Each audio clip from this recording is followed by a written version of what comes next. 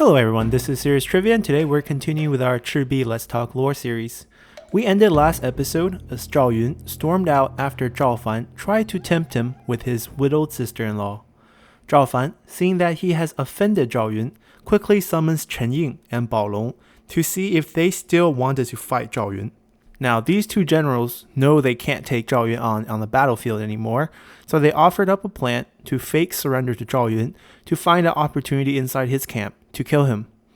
Zhao Fan agrees, and Chen Ying and Bao Long rides out to Zhao Yun's camp with 500 men, claiming that they got fed up with Zhao Fan's lack of honor as Zhao Fan tried to use his own widowed sister-in-law to try to get Zhao Yun drunk in an effort to assassinate Zhao Yun.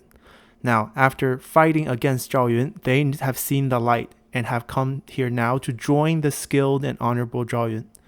Zhao Yun is a bit unsure about the motivation of these two as they have suddenly come to surrender, but since he doesn't want to give up this opportunity, he throws Chen Ying and Bao Long a feast and gets them drunk instead. After they were drunk, Zhao Yun had his men tie them up and drag them out in front of the 500 men they came with and threatened them to tell the truth. These soldiers, thinking that the game was up, as they see their generals tied up and passed out, tells Zhao Yun the truth and how they only fake surrendered to try to kill Zhao Yun instead. Zhao Yun offers them a way out and tells them his plan, and they agree to it as they march back to GuiYang.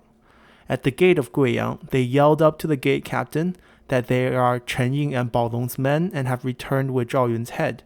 The gate captain looked down from the city wall and sees that it's indeed their own men, as he opened the gate to let them in. As soon as the gate opened, however, Zhao Yun and a few thousand men trailing behind charged out as they overpowered the sparse city guards. Zhao Fan and his army were still sound asleep as Zhao Yun's men took control of the city. With Zhao Fan captured and GuiYang taken, Zhao Yun sends a messenger back to Liu Bei, and the next day, Liu Bei and GuiYang rise to take full control of the administrative duties of the city. Like in LingLing, they released Zhao Fan and asked him to remain the administrator. When questioning Zhao Fan, they heard about the sister-in-law incident, and Liang asked Zhao Yun why he didn't just accept it, as it seems like a good deal. Zhao Yun replies there were 3 reasons. First, I had just become sworn brother with Zhao Fan, so his sister-in-law is my sister-in-law. It would be improper for us to get married.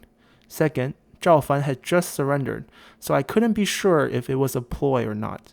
Third, our Lord Liu Bei has just started to gain traction and to expand and gain territories. Now is not the time for me to think about marrying and family. Liu Bei, touched by Zhao Yun's loyalty and response, then says, well, now with GuiYang under our control, maybe you should get yourself a wife. Zhao Yun replies, the world is filled with women. As long as I maintain my honor and reputation, I'm not worried that I can't find a wife in the future. Now is the time to help build up our forces. Liu Bei praises Zhao Yun and rewards him. At this time, Zhang Fei, who had been brooding ever since Zhao Yun was allowed to lead the attack on GuiYang, comes out and says, it's always how well Zhao Yun does. What about me? I'm not useless. Let me also have 3,000 men, and I'll take WuLing in no time, and bring back their administrator Jin Xuan alive. Liang happily accepts and sends off Zhang Fei. Now, hearing Zhang Fei is coming, Jin Xuan wants to fight as he prepares his men. His strategist Gong Zhi, however, pleads with his lord to surrender instead. Jin Xuan, who was short-tempered, flames out on Gong Zhi for demoralizing his own men before the big fight, as he ordered for Gong Zhi to be executed. But everyone in his court begged Jin Xuan to spare him by saying that killing your own men before the battle is bad luck. So Jin Xuan spares Gong Zhi and rides out with his army to face off with Zhang Fei.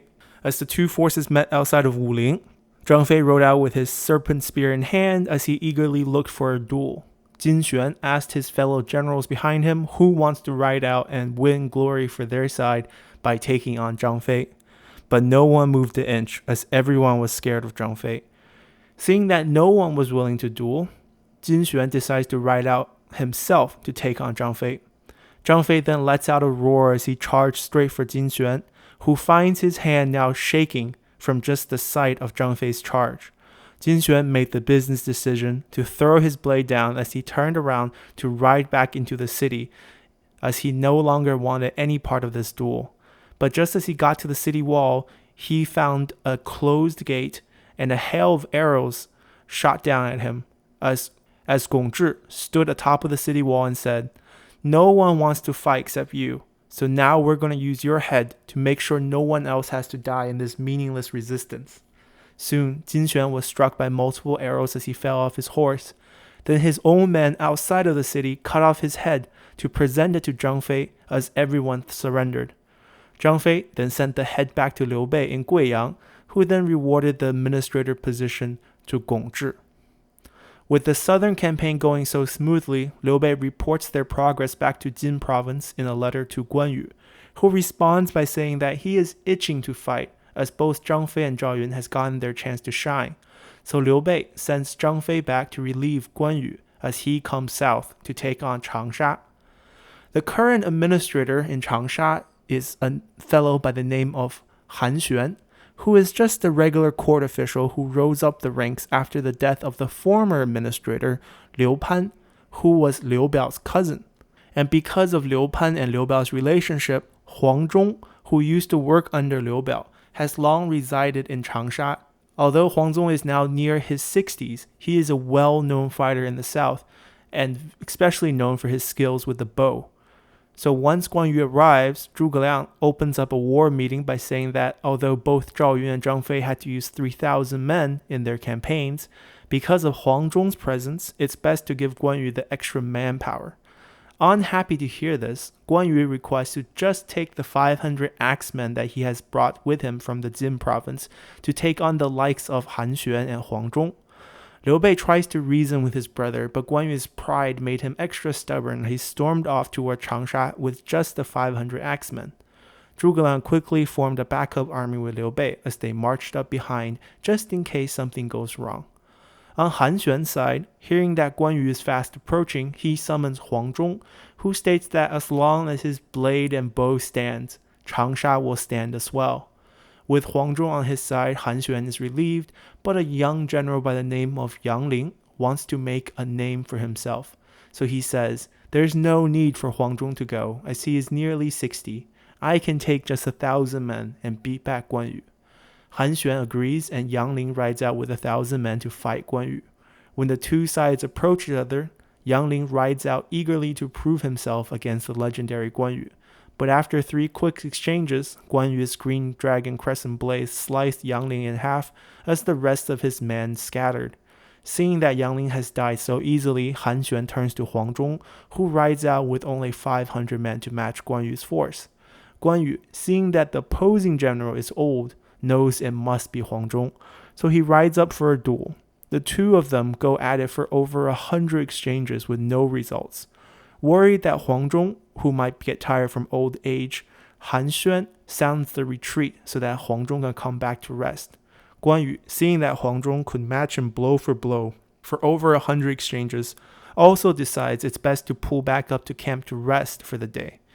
The next morning, after breakfast, Guan Yu rides up once again to ChangSha, asking for another chance to duel Huang Zhong. Huang Zhong obliges, and the two once again gets into a heated duel that lasts for another 50 to 60 exchanges, with no one showing any weakness. So to break the stalemate, Guan Yu tries to feign defeat as he wants to lure Huang Zhong to follow him and try to catch him by surprise with a sudden backswing of his blade. However, just as Guan Yu turned to back off, Huang Zhong's horse, being an old horse just like its master, buckled its knees and crashed into the ground after 2 days of intense horseback fighting. Huang Zhong was thrown into the ground, and Guan Yu could have easily ended Huang Zhong's life right there and then. But Guan Yu stopped his blade and tells Huang Zhong to go back to get a new horse, as he wants to win an honorable fight. Huang Zhong goes back, and Han Xuan gives Huang Zhong his own horse and instructs Huang Zhong to also try to feign defeat and try to pull distance in order to use his bow to sneak attack Guan Yu during the duel. Huang Zhong mounts his new horse and heads back out for the fight. After another intense duel, Huang Zhong feigns defeat this time to pull some distance and uses his bow to attack Guan Yu.